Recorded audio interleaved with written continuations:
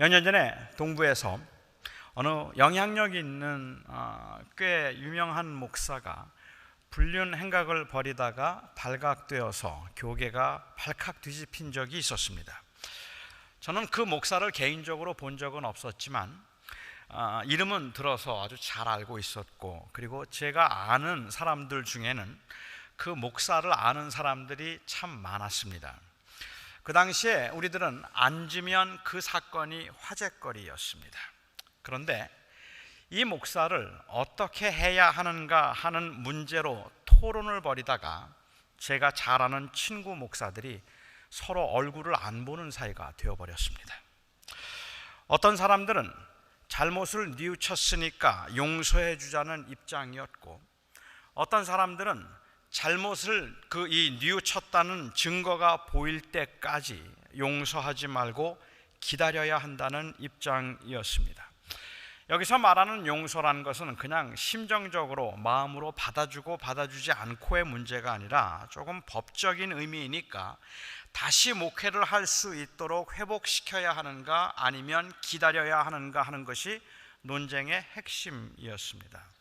어떤 사람은 정말 회개했다면 몇 년 동안 목회하지 말고 근신하고 기다려야 한다고 했고, 어떤 사람은 목회할 수 있는 시간도 많지 않고 생활도 어려운데 빨리 목회할 수 있도록 회복시켜 주어야 한다고 했습니다. 어떤 사람은 예수님도 죄 없는 자가 먼저 돌로 치라고 했는데 우리 중에 그런 죄를 짓지 않거나 아니면 그 사람을 정죄할 만한 자격이 있는 사람 있겠느냐고 했고, 어떤 사람은 그렇기 때문에 더욱 엄하게 경계해서 우리 스스로에게도 교훈이 되도록 해야 한다는 입장을 취했습니다. 어떤 사람은 용서하시는 하나님의 사랑을 강조했고, 어떤 사람은 죄를 미워하시는 하나님의 공의를 강조했습니다. 자, 이런 상황에서 여러분들이라면 어떤 입장을 취하시겠습니까? 성향에 따라서 또 관점에 따라서 다른 입장을 취하겠다 싶기도 합니다. 저는 어떤 입장을 취했을까요? 답이 너무 분명한 것 같은데도, 그런데도 의견이 갈라지는 것을 보면 사실은 너무 당황스러운 때도 있는 것 같아요. 저는 개인적으로 이럴 때 제일 아쉬웠던 사람들이 있습니다. 어떤 사람이 당신은 어떻게 생각하느냐고 물으면 아무 말도 하지 않는 사람입니다. 자기의 입장에 대해서 별로 말하려고 하지 않는 사람들입니다. 아예 그런 토론과 논쟁의 자리에는 가려고도 하지 않습니다. 아무리 열을 내고 이야기를 해봐야 결국 남의 일인데 남의 일에 끼어들었다가 손해를 보거나 아니면 어려운 일을 당할 이유가 하나도 없잖아요. 남의 일 때문에 이야기하다가 친구들끼리 의가 상할 이유는 하나도 없지 않습니까? 이런 경우는 절대로 화를 내는 일도 없고 남의 일에 쓸데없이 열을 내는 그러한 일도 없습니다. 항상 조용하고 항상 차분합니다. 시끄러운 곳에는 아예 가지를 않습니다. 한 번도 시끄러운 일들, 복잡한 일에 휘말린 적이 없이 늘 점잖고 부드럽습니다. 사실 가만히 생각해 보면 이런 사람들이 참 지혜로운 사람들이고 자기 관리가 철저한 사람들임에 틀림이 없습니다. 오늘 본문에서 야고보 사도는 위로부터 난 지혜는 첫째 성결하고, 다음에 화평하고 관용하고 양순하며 긍휼과 선한 열매가 가득하다고 했습니다. 성결, 화평, 관용, 양순, 긍휼, 그리고 선함, 이것들은 모두 성령의 열매들과 일맥상통하는 것들입니다. 야고보 사도가 말한 것이나 사도 바울이 말한 것들을 종합해 보면 그리스도인이란 어떤 사람인가 하는 한 이미지가 그려집니다. 어떤 사람이 그리스도인으로서 성숙한 인격을 가진 사람이라고 말할 수 있을까? 그리스도인이라고 말하면 그 사람에게서는 어떤 이미지가 풍겨나는 것일까? 온유하고 점잖고 절대로 싸움에 말려들어서 언성을 높이는 일이 없고, 남의 마음을 힘들게 하는 말은 절대로 하지 않고, 싫어도 싫은 내색하지 않고, 누가 짜증을 내거나 화를 내어도 항상 얼굴에 은은한 미소를 잃지 않는 모습, 결코 흥분하는 일 없이 다른 사람들의 불편한 일에는 늘 거리를 두어서 그 자신의 경건을 항상 유지하는 모습. 놀랍지 않으세요? 제 모습인데 정말 귀한 모습입니다. 그런데요, 저는 이런 모습이 한편으로는 참 존경스러우면서도 또 다른 한편으로는 좀 그냥 그래요. 좀 시큰둥할 때가 있어요. 여러분도 혹시 그렇지 않으십니까? 왠지 온유하고 겸손하고 그리고 신중하고 항상 문제에 말려들지 않고 언제나 늘 그 자기의 페이스를 지키고 있는 그 모습, 늘 그 얼굴에 미소를 잃지 않고 있는 그 모습을 보면서 때로는 좀 불편하다는 생각이 드는 적이 없으십니까? 그렇게 착하고 얌전한 척 하다가 이 남의 뒤통수를 치는 경우를 많이 봤기 때문에 그런 걸까요? 화가 날 때 화를 내고 속상할 때 얼굴을 붉힐 수 있는 것이 자연스러움인데, 이런 자연스러움 없이 그냥 만들어진 의도된 것 같아서 어색하기 때문에 그것이 저희들에게 좀 불편한 걸까요? 아니면 저는 도저히 그렇게 될 수 없기 때문에 셈이 나서 그런 걸까요? 저는 다 맞을 것 같아요. 제 경우라면 그렇게 좀 가식된 것 같은 모습을 느낄 때도 있고 자연스럽지 않다는 생각을 할 때도 있고 또 그런 분들에 대한 셈이 나서 그런 것도 물론 있습니다. 저는 여기에 하나를 더 얹어서 생각해 보고 싶어요. 제가 그런 경건해 보이고 온유해 보이는 모습에 그렇게 크게 감동하지 못하는 또 다른 이유가 있다면 그건 어쩌면 사람의 기질이겠다 싶기 때문입니다. 많은 이 시련과 인생의 굴곡을 통해서 만들어진 인격의 경우라면 존중이 가는데, 기질적인 것이고 천성적인 것이라면 뭐 그렇게 부러울 건 없겠다는 생각이 솔직히 제 생각입니다. 예수를 믿는가 믿지 않는가에 상관없이 타고난 성품이 차분하고 조용한 분들이 계십니다. 문제를 싫어하고 그냥 편안하고 쉬운 것들을 좋아하는 분들도 계십니다. 제 아내는 화가 나도 그 화를 잘 표현하지 않는 편입니다. 물론 이제는 조금 아줌마스러움이 보일 때가 있어요. 이 아줌마스러움이 무엇인가 하는 것은 설명하지 않아도 아줌마들은 느낍니다. 그런데 그 아줌마스러움을 제가 가끔 보아서 조금 놀랄 때가 있기는 하지만 제 아내의 경우는 굉장히 차분하고 조용한 편입니다. 연속극을 볼 때 큰 소리로 웃는 것 빼면 언제나 조용한 편이고 차분한 편입니다. 거기에 반해서 저는 성격이 급한 편이고 제 얼굴에 제 감정 표현이 바로바로 표현이 되고 나타나는 편입니다. 싫고 좋은 게 조금 분명한 편이기도 하고요. 차분함보다는 오히려 좀 덤벙된다는 것이 저를 표현하는 데는 더 맞는 말인 것 같아요. 남의 일에 끼어들기도 잘하고 그리고 사소한 일인데도 불구하고 그 일에 괜히 열을 내는 경우도 종종 있고 또 잘 준비되고 계산되기보다는 그냥 즉흥적인 면들도 없지 않아서 이 덤벙대는 성격 때문에 실수를 참 많이 합니다. 이번에도 아주 끔찍한 실수를 했습니다. 제가 내일 오전 비행기로 중국을 갑니다. 그리고 어제 저녁에 어느 교회에서 집회에서 제가 설교를 하도록 되어 있기 때문에 그 집회에 갔다가 가만히 앉아서 생각해 보니까 비자를 안 받았더라고요. 그래서 내일 못 갑니다. 빨리 비자를 받아야 되는 상황이 되었어요. 저는 이래요. 그러니까 성품상 저는 성령이 충만한 사람이 되기가 참 힘든 사람이고요, 성품상 제 아내는 성령 충만한 사람처럼 보이기가 아주 쉬운 사람입니다. 그래서 부부싸움을 해도 많은 사람들은 제 아내가 잘못했을 것이라고 생각하기보다는 제가 잘못했을 것이라고 생각해요. 심지어 저희 가족들조차도 부부싸움을 해서 사이가 안 좋으면 제가 용서를 구해야 된다고 생각합니다. 이 답답한 심정을 도대체 누구에게 하소연해야 할지 정말 억울할 때가 많은데, 저는 여기에 계신 분들 중에는 고개를 끄덕이면서 맞다 할 분들 많이 계실 것 같아요. 오늘 본문은 사도 바울이 말한 성령의 열매와 마찬가지로 이런 천성적인 것들에 관한 이야기를 하고 있는 게 아닙니다.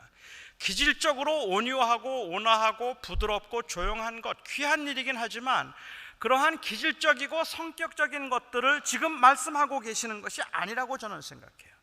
오늘 본문을 저는 두 가지 점에서 한번 생각해 보고 싶습니다. 우선 첫 번째로 야고보는 위로부터 난 지혜와 그리고 땅에 있는 지혜를 구분하고 있다는 사실입니다. 보통 논리학에서 A는 B다라는 이 공식이 언제나 그렇기 때문에 B는 A다가 되는 것이 아님을 여러분들은 잘 알고 계실 겁니다. 수학 공식에서는 A 이꼴 B면 B 이꼴 A가 맞지만 논리학에서는 A가 B이기 때문에 B가 A가 되는 것은 아닙니다. 특히 원인 관계를 설명하는 그러한 공식에서는 A가 B이기 때문에 언제나 B가 A가 되는 것이 아니죠. 예를 들어서 크리스찬은 교회에 다닌다 라고 하는 말이 맞아도 그래서 교회에 다니는 사람은 크리스찬이다 하는 말은 언제나 맞는 말이 아닙니다. 교회를 다니지만 크리스찬이 아닐 수 있는 거예요. 하지만 크리스찬이 교회를 다닌다는 말은 맞는 말이라고 생각합니다. 특히 야고보서에서는 이 논리적 관계가 아주 중요합니다. 믿음이 있으면 행함이 있다는 말은 절대적으로 맞는 말이지만 그래서 행함이 있는 사람이 믿음이 있는 사람이라는 공식은 세울 수 없습니다. 행함이 있어도 믿음은 없을 수 있기 때문에 그래요. 하지만 믿음이 있는 사람이라면 반드시 행함이 따라와야 하는 겁니다. 그런데 사람들은 야고보서를 읽으면서 행함이 있는 사람이 곧 믿음이 있는 사람이다. 왜냐하면 믿음이 있는 사람은 행함이 있는 사람이니까 행함이 있는 사람이 곧 믿음이 있는 사람이라고 그렇게 읽었기 때문에 야고보와 바울이 아주 다른 이야기를 하고 있다고 그렇게 이해했던 것 같습니다. 저는 오늘 본문 말씀도 그런 맥락에서 이해해 보고 싶습니다. 위로부터 난 지혜를 가진 사람은 화평하며 신사적이라고 말씀하셨지만 그렇기 때문에 화평하고 신사적인 사람이 다 위로부터 난 지혜를 가지고 있다고 말할 수는 없습니다. 아니 뭐 다 아는 이야기인데 뭘 이렇게 자꾸만 거듭 강조해서 제가 이 말을 하는 걸까 의아하신 분들도 계실 겁니다. 그런데 제게는 이게 굉장히 중요합니다. 제게는 이게 굉장히 중요한 이유가 야고보는 지금 이 말씀을 통해서 행위를 말하는 것이 아니라 믿음을 말하는 것이고 성품을 말하는 것이 아니라 은혜를 말하는 것이기 때문에 그렇습니다. 점잖고 온화하고 복잡하고 시끄러운 일에는 개입하지 않으면 지혜로움입니다. 하지만 그 지혜가 위로부터 난 지혜가 언제나 그래서 위로부터 난 지혜라고 말할 수는 없을 거예요. 철저하게 계산된 자신의 이미지 관리로부터 비롯되는 것일 수도 있다는 말입니다. 이미 우리도 여러 번 경험했지만 상냥하고 친절함이 더할 수 없이 좋은 성품임에도 불구하고 그것이 그냥 자신의 이미지 관리를 위한 것일 때 그 친절함과 성실함이 자기의 유익을 위한 너무 이기적인 것이라서 전혀 정의롭지 못하거나 아니면 헌신적이지 못한 그러한 경우도 우리는 허다하게 많이 보기 때문에 그렇습니다. 틀림없이 희생이 요구되는 상황임에도 불구하고 내 이미지가 점잖은 사람이기 때문에 개입하지 않으려고 하는 그 모습으로 인하여서 불의가 자행되는데 거기에 일조하는 경우들 우리는 많이 보았기 때문에 그렇다는 말입니다. 오해 마시기 바랍니다. 이미지 관리가 중요하지 않다는 말씀을 드리는 게 아닙니다. 저는 이 이미지 관리는 야고보 사도가 말하고 있는 게 아니라는 말씀을 드리고 싶은 겁니다.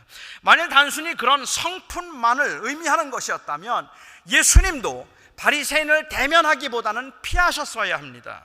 바리새인들을 향해서 독사의 자식들이라고 하시고 회칠한 무덤과 같다고 말씀하시고 성전에서 채찍을 들어서 장사하는 사람들을 쫓아내신 것은 예수님의 이미지에 치명적입니다. 그 온화하고 온유한 이미지에 치명적이죠. 그렇게 하지 마셨어야 합니다. 그렇다고 주님이 불의를 보면 참지 못하는 그러한 공의로운 분으로서의 이미지에 관심을 가지고 있었거나 그 이미지를 만들려고 했던 분도 아니었다 싶습니다. 만일 그랬다면 주님은 창기나 죄인들과 함께하지 말았어야 하고 가늠하다 현장에서 붙잡힌 여인에게 죄 없는 자가 먼저 돌로 치라는 말씀을 하지 마셨어야 합니다. 이건 성품의 문제가 아니라 신앙의 문제입니다. 이건 행위의 문제가 아니라 믿음의 문제입니다. 저는 현대교회의 문제가 실천이 없고 행위가 뒤따르지 않는다는 것이라는 사실에는 전적으로 동의를 하지만 문제의 원인은 저는 다른 데 있다고 생각합니다. 그 문제의 원인이 무엇인가? 믿음이 없는 겁니다. 믿음이 병들거나 죽은 겁니다. 하나님을 믿는다고 하면서도 하나님 앞에서 살지 않고 하나님이 없는 것처럼 사는 것입니다. 고난의 현실 가운데 아니면 분열의 현실 가운데 내게 말할 수 없는 많은 유혹과 시험이 있을 그때에 내가 하나님을 믿는다고 말하면서도 그 은혜가 내 안에서 내 삶을 변화시키거나 아니면 나로 하여금 참게 만들고 인내하게 만들고 희생하게 만들 수 있는 그 동기를 유발할 수 있을 만큼 믿음이 없다는 것이 문제라는 말입니다. 하나님을 사랑하지 않는 겁니다. 그래서 우리의 삶 가운데서 어찌하면 주님의 뜻대로 살까 하는 것을 생각하거나 아니면 예수 그리스도가 나를 위해서 십자가에 죽으셨다는 이 엄청난 사실이 그냥 막연한 하나의 어떤 이 스테이트먼트로서가 아니라 정말로 내 삶을 변화시키고 나의 소망이 되고 나의 희망이 되고 내가 살아가야 할 만한 이유가 된다는 것을 우리가 붙들고 그것을 고백할 수 있을 때 그 고백이 살아있으면 자동으로 거기에서부터 실천이 따라오는 것인데 이 고백이 죽었기 때문에 실천이 따라오지 않는단 말입니다. 현대 교회는 그런 의미에서는 이 세상과 우리가 믿는 바들을 온전하게 소통하지 못한 것이 문제가 되는 것이 아니라 사실 현대 교회가 가지고 있는 심각한 문제는 너무 정확하게 소통을 했는데 그 세상에 소통한 우리의 소통했던 메시지가 하나님을 믿는다고 말하기는 하지만 그 하나님을 의지하고 살지는 않습니다 하는 것이 세상에 전했던 메시지입니다. 여러분 한번 생각해 보십시오. 지금 우리가 경험하고 있는 일들 가운데 진짜 문제는 은혜가 메말라서 사랑하고 섬기고 참아야 할 동기가 애매해진 것, 그것이 우리의 문제가 아니겠습니까? 제가 가지고 있는 저의 문제는 물론 행동이 따르지 않는다는 건 사실이에요. 물론 제가 실천할 수 없다는 것도 사실이에요. 그런데 정말 저의 가슴을 치게 만들 만큼 답답한 저의 문제는 무엇인가 하면 누군가가 저를 붙들고 목사님, 예수 믿는 사람이 그렇게 해도 돼요 라고 말하면 그 말 앞에 고꾸라질 수 있어야 되는데 그 말이 아무 힘이 없다는 게 더 문제라는 말입니다. 믿는 사람이 그렇게 하셔도 됩니까? 라고 말하면 그래요, 내가 믿는데 이렇게 하면 안 되는데 잘못했네요 라고 말할 수 없는, 도대체 그것이 내 삶을 변화시키거나 나로 하여금 행동하게 만들 수 있는 그 힘이 없다는 겁니다. 고난 중에 있는 분들에게, 고통 중에 있는 분들에게, 정말로 힘들고 어렵게 살아가는 분들에게 곧 잘 될 겁니다 라는 그 말과 함께 제가 그 사랑하는 교우들에게, 여러분들에게 지금 경제적으로 너무 어렵고 너무 힘들기는 하지만 하나님이 여러분과 함께 하실 것입니다. 하나님은 틀림없이 여러분을 사랑하십니다. 그런데 그 말이 아무런 도움이 안 돼요. 아무런 힘이 되지 않아요. 이거는 우리 안에 그 은혜와 사랑이 메말라가기 때문에 그런 겁니다. 당시 야고보 교회는 어려움이 있었습니다. 그리고 일부 독선적인 지도자들이 이 문제를 분쟁으로 몰고 갔습니다. 힘없고 약한 사람들을 무시하고 마치 자기만 옳은 것처럼 반대편에 있는 사람들을 저주했습니다. 그러면서 자신들이 옳고 의롭다는 확신으로 그와 같은 저주, 미움, 과격한 언행들을 합리화시켰습니다. 그런데 이렇게 합리화시킨 사람들이 모두가 다 믿음이 좋다는 사람들이었습니다. 하나님을 섬기며 은혜, 그리스도의 은혜에 최고의 가치를 두고 산다고 말하는 사람들이 바로 그 앞장서 있던 문제의 원인들이었습니다. 그들에게 야고보 사도는 당신들이 정말 믿음이 있다면 행동으로 보이라고 그렇게 말했습니다. 믿음이 있다면 온순하고 다른 사람들을 배려할 줄 알고 다른 사람들과 화목하려고 애를 써야 하지 않겠느냐고 했습니다. 그러니까 야고보 사도는 그 믿음을 점검해 보라는 말을 하는 것이고 다시 그 은혜를 회복하자는 말을 하고 있는 것입니다. 그래서 저는 오늘 이 본문에서 이 위로부터 난 지혜는 온유하다는 말씀을 대하면서 여러분은 얼마나 온유하십니까? 라는 이 질문을 하기 전에 여러분은 정말 예수의 은혜를 아십니까? 라는 질문을 먼저 하고 싶습니다. 저는 저 자신에게 얼마나 양순한가? 라는 그 질문을 하기 이전에 나를 위해서 순한 양과 같이 십자가에 달리신 그 예수의 은혜를 지금도 내가 생명으로 여기고 있는가? 하는 그 질문을 저는 저에게 먼저 해보고 싶습니다. 왜냐하면 그 질문이 바로 나로 하여금 온유하고 온순하게 만들 수 있는 동기가 될 것이기 때문에 그렇습니다. 나는 굉장히 괜찮은 사람이라는 것을 사람들 앞에 보이는 것이 목적이 아니라, 나는 이렇게 훌륭하고 이렇게 인격적인 그리스도인이라는 것을 보이는 것이 목적이 아니라, 저의 궁극적인 목적은 하나님과 동행하며 하나님 앞에서 살아가고 싶다는 것이라면, 그렇다면 그 은혜를 아는가라는 질문이 가장 본질적인 질문일 것입니다. 교회들의 문제, 우리들의 문제는 하나님을 신뢰할 수 있는 믿음이 없는 것, 우리를 위해 고난을 당하심으로 하나님과 화목하게 하신 우리 주 예수 그리스도의 은혜가 자꾸 메말라가고 있다는 것입니다. 교인이 교인답지 않은 것은 선행이 없기 때문이 아니라 믿음이 없기 때문입니다. 그런데도 믿음이 있다고 주장한 그 독선이 교회를 어렵게 만들었습니다. 은혜를 말하는데 은혜가 없고, 영생을 말하는데 영생의 가치에 대한 확신이 없다는 거죠.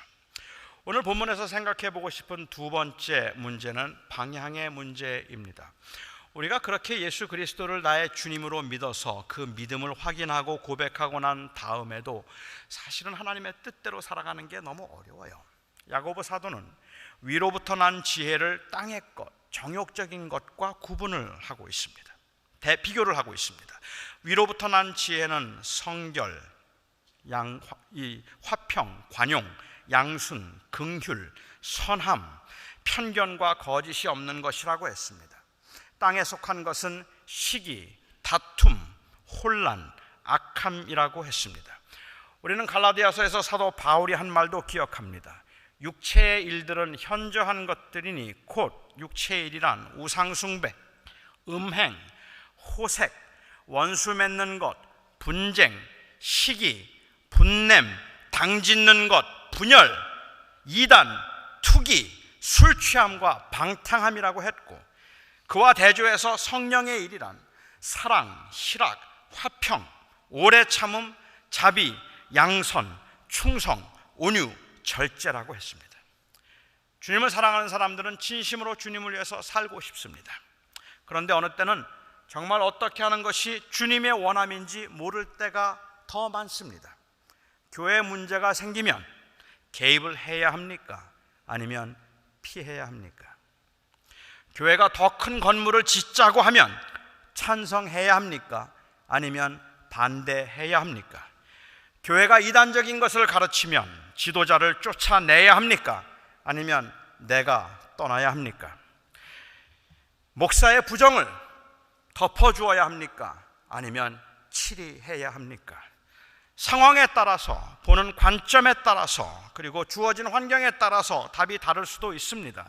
그런데 이런 문제들을 놓고 어느 쪽이 위로부터 난 지혜인가를 물었더니 야고보 사도는 꼬집어서 답을 주기보다는 오히려 방향을 제시함으로 많은 사람들을 혼란하게 만드는 것처럼 보였다는 말씀입니다. 답답하죠?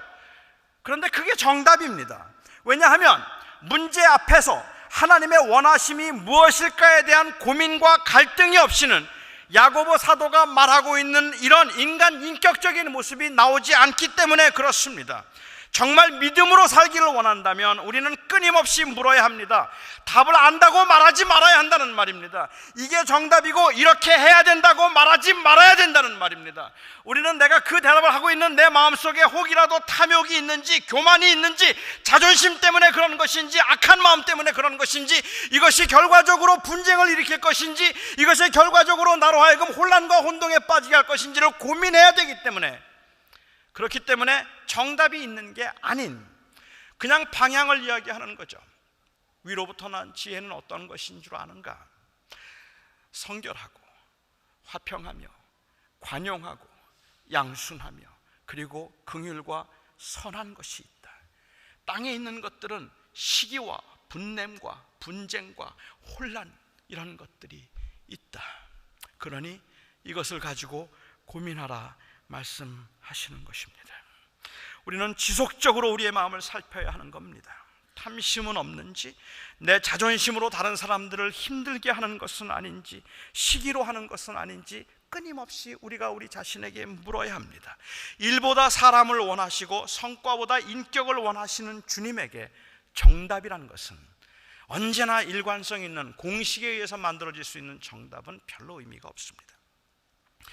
저는 대학에서 수학을 전공했습니다. 대학교 4학년 때 졸업반 때 이 학기말 시험으로 교수님이 저희에게 한 문제를 주셨어요. 딱 한 문제를 주면서 사흘 안에 풀어오라고 했습니다. 저는 그 과목에서 A를 맞았습니다. 학생 전체, 그 반에 있던 학생들 전체에서 저만 A를 받았습니다. 저는 이런 사람입니다. 저만 A를 받았어요. 저의 탁월한 지혜 때문이었습니다. 저는 그 문제를 딱 받아보는 순간 이건 내가 풀 수 없는 문제구나 하는 걸 알았습니다. 이건 제가 풀 수 있는 문제가 아니었어요. 그래서 저는 이 문제를 풀기 위해서 시간을 할애하는 것은 낭비라는 판단을 했습니다. 그래서 저는 그 문제를 풀기 위해서 시간을 쓰지 않고 이 교수님이 이 문제를 어디에서 찾았을까 하는 것을 찾아보는데 제 시간을 쓰자고 제가 마음을 정하고 이틀 동안 인근에 있는 대학교 도서관을 다 뒤졌습니다. 그리고 마침내 똑같은 문제를 찾아냈어요. 이 교수님이 어느 책에서 그 문제를 카피했는지 제가 알아냈단 말입니다. 물론 정답과 함께. 그것이 제가 반 전체에서 유일하게 A를 받은 이유이고, 그리고 동시에 수학을 전공했음에도 불구하고 수학을 못하는 이유입니다. 이 지혜는 위로부터 난 지혜가 아니라 땅에 속한 지혜입니다. 정답을 안다는 게 뭐 그렇게 대단한 일이겠습니까? 그래서 A를 받았으면 그래서 그게 실력이겠습니까? 그게 정말로 귀한 일이겠습니까? 아마도 그 문제를 풀기 위해서 답을 못 풀었다고 하더라도, 답에 이르지 못했다고 하더라도 이게 왜 이렇게 되는가를 가지고 고민하며, 그리고 그것 가지고 그렇게 아마 제가 갈등을 하고 씨름을 했더라면, 이틀만 밤을 새면서 씨름을 했더라면 저는 지금보다 제 수학 실력이 나을 거라고 생각해요. 하지만 그렇지가 못했습니다. 오늘 본문 말씀은 믿음이 있는 사람들이 바르게 살고자 노력할 때 주변을 살피고 마음을 살필 수 있는 기준을 제공합니다. 실제적인 답이 아닌 것 같은데 가장 확실한 답입니다. 주님은 우리가 이것을 가지고 영적인 싸움을 하기를 원하십니다. 쉽게 판단하지 말고 무엇이 주님의 영광을 위한 것이고 덕을 세우는 것인지 치열하게 고민해야 합니다.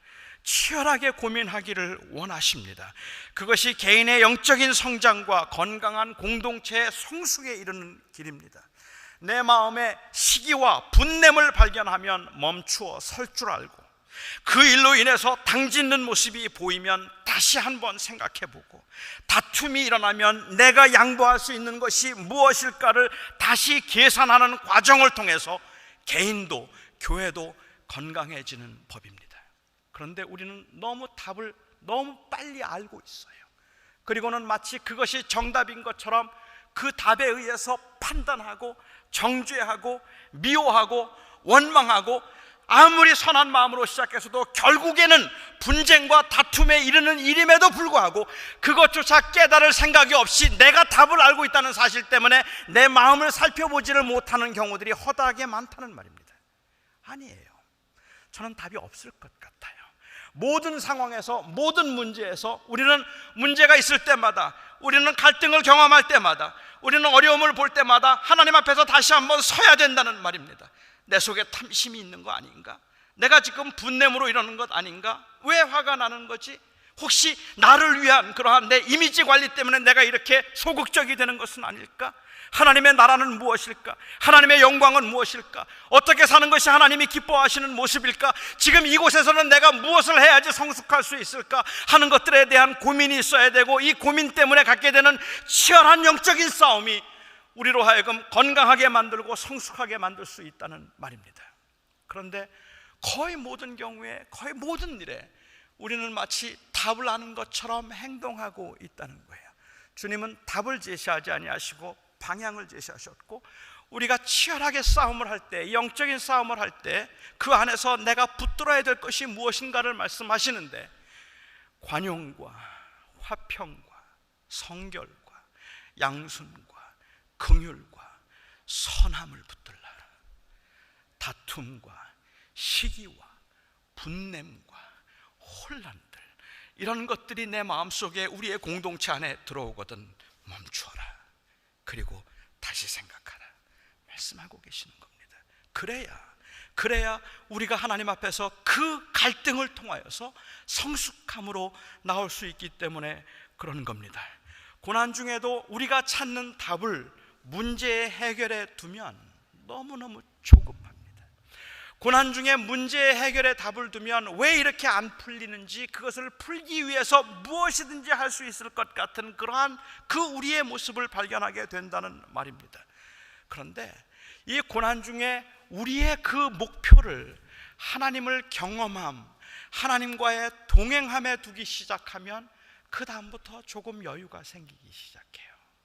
그 다음부터는 조금 참을 수 있을 것 같고, 내 뜻대로, 내 원대로, 내 원하는 그 테이블에서 일이 일어나지 않는 것 같은데 그래도 조금 기다릴 수 있고, 내 마음대로 되지 않는 것 같기는 하지만 그럼에도 불구하고 내가 하나님과 동행하고 하나님과 경험함 때문에 우리는 기다릴 수 있다는 생각을 하게 됩니다. 여러분, 우리가 이 땅에 살아가면서 우리의 소원은 형통하고 부자가 되는 것, 그리고 모든 사람들의 인정을 받으면서 대접을 받고 떵떵거리며 사는 것, 그거 아니잖아요. 여러분, 그겁니까? 내가 말은 그렇게 하지 않지만, 나 하나님 믿는다고 말하지만 예수도 부자 되고 예수지, 그런 거 아니잖아요. 여러분, 그러십니까? 저는 아니라고 믿어요. 저는 그렇지 않고 싶어요. 그런데 그게 아닌데, 그런데 자꾸 유혹이 와요. 자꾸만 그런 것처럼 보여요. 그런 것들이 자꾸 매력적으로 끌릴 때가 있다는 말입니다. 그래서 싸워야 돼요. 그래서 나 자신과 싸워야 되고, 그래서 내 속에 있는 그 마음을 한순간도 그냥 놓칠 수 없어서 자꾸만 짚어봐야만 한다는 말입니다. 이거 욕심이지, 이거 교만이지, 이거 악함이지. 내가 지금 이렇게 하는 건 내 자존심 때문에 이러는 거지, 내가 아무리 그럴듯하게 말하고 있지만은 이거는 하나님이 원하시는 그러한 마음이 아니지. 그 마음을 살펴서 하나님 앞에서 치열하게 그 갈등을 하고, 그래서 하나님과 동행하고 하나님 앞에서 살고 싶은 것, 그 여러분의 마음이 아닙니까? 그것이 제 마음이 아니겠습니까? 그것이 우리의 소원이 아니겠습니까? 우리는 바로 그것이 소원이기 때문에 우리가 처해 있는 이 극심한 고난 가운데도, 여러분들이 처해 있는 그 재정적인 혼란과 어려움 가운데도, 여러분들이 지금 어젯밤에도 잠을 이루지 못할 만큼 그렇게 걱정스럽게 만들었던 그 현실에서도 우리가 하나님 앞에 하고 싶은 것, 부르짖고 싶은 것, 그리고 붙잡고 싶은 것이 있다면 저는 문제 해결이 아니라 캐릭터 빌딩이라고 생각합니다. 우리가 그리스도인으로서 내가 어떻게 하나님과 교제하며 동행하며 하나님의 인격을 이루어낼 수 있을까? 그리고 야고보 사도는 그 혼란 중에 있는 교인들에게 이 편이 맞아, 저쪽이 틀렸어, 저 사람들이 더 맞는 거야, 저것들이 가짜지, 이런 말들을 하기 이전에, 아니 그런 말을 하지 않고 야고보 사도는 말하기를, 위로부터 난 지혜는 성결하고 화평하고 관용하며 그리고 선하며 긍휼이 있다 말씀하셨습니다. 사랑하는 성도 여러분, 하나님의 성품에 참여하는 것이 가장 큰 소원이고 목표이라면 우리는 그 소원으로 오늘도 우리의 마음을 살피고 우리의 주변을 살피고 우리의 문제를 바라볼 수 있기를 원합니다.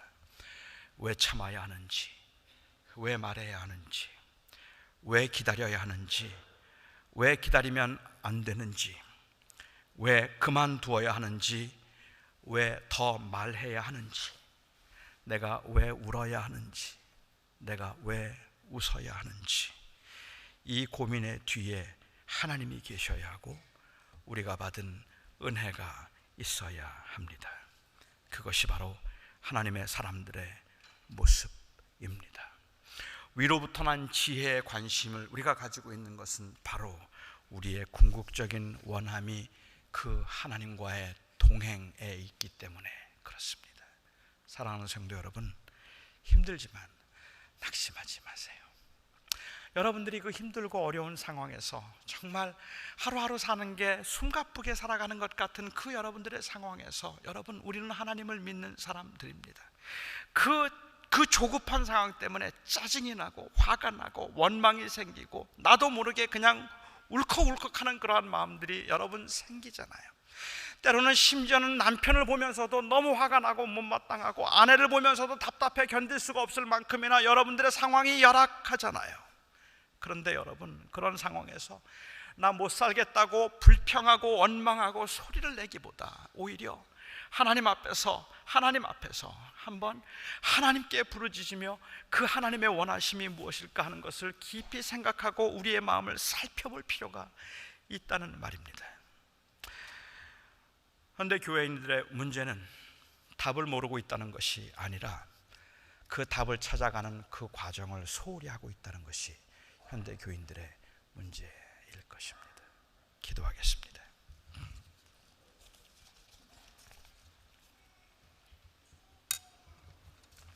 나의 아버지 하나님, 어느 때는 너무 답답하고 어느 때는 너무 화가 납니다. 교회를 보아도 화가 치밀어 견딜 수 없을 만큼 왜 다들 이렇게밖에 하지 못하는가 싶고, 가정을 보고 우리의 자녀들을 보아도 너무 화가 납니다. 왜 이렇게밖에 하지 못하는 걸까? 조금 더 잘할 수는 없는 걸까라는 생각이 들어서 답답하기도 하고 한심하기도 하는 생각이 들기도 하는데, 아버지 하나님, 저의 마음속에 드는 그 생각들을 제가 하나님 앞에서 이 마음이 과연 위로부터 난 지혜일까, 내 욕심일까, 나의 자존심이고 내 명예일까, 내가 그것을 돌아보고 그것을 생각하고 고민하는 그 시간이 저에게 없다면 제가 답을 안다는 것은 아무 의미가 없음을 오늘 말씀을 통해 다시 한번 제가 깨닫습니다. 나의 사랑하는 아버지 하나님, 지금도 저에게 주어져 있는 이 현실에서 다시 한번 제 마음을 살펴보기를 원합니다. 불평하기 전에, 원망하기 전에, 판단하고 비판하기 전에, 틀렸다 말하기 전에 다시 한번 제 마음을 살펴보기를 원합니다. 정말 하나님이 기뻐하시고 하나님이 원하시는 그 마음으로 하고 있는 것인지, 아니면 내 원함이 이루어지지 않아서 속이 상하고 답답해서 하고 있는 탐욕은 아닌지 하나님 앞에 돌아보기를 원하며, 또한 한 번 돌아보고 두 번 돌아보아서 답을 알 수 있는 것이 제 모습이 아니기 때문에 아버지 하나님, 주님 부르시는 날까지 하나님께서 이 과정을 통하여서 그 공동체를 건강하게 하시고 그리고 저를 성숙하게 하실 것이라는 믿음으로 끝까지 해보기를 원합니다. 그래서 이 시간 이 부족한 죄인이 경험하고 깨닫는 대로 우리 사랑하는 성도들을 위하여서도 한 마음으로 기도합니다. 아버지 하나님, 많이 화날 때, 많이 섭섭할 때, 많이 속상할 때, 그로 인하여 좌절하거나 낙심하지 말게 하시고 쉽게 판단하여 다른 사람들을 정죄하지 말게 하시고 항상 그 마음을 살펴보아서 하나님의 원하심과 하나님의 기뻐하심이 무엇일까를 고민하는 그 치열한 영적인 싸움에 아버지 하나님, 포기함이나 낙심함이 없도록 주여 오늘도 우리 사랑하는 성도들의 마음을 붙들어 주시옵소서. 예수 그리스도의 거룩하신 이름으로 기도하옵나이다.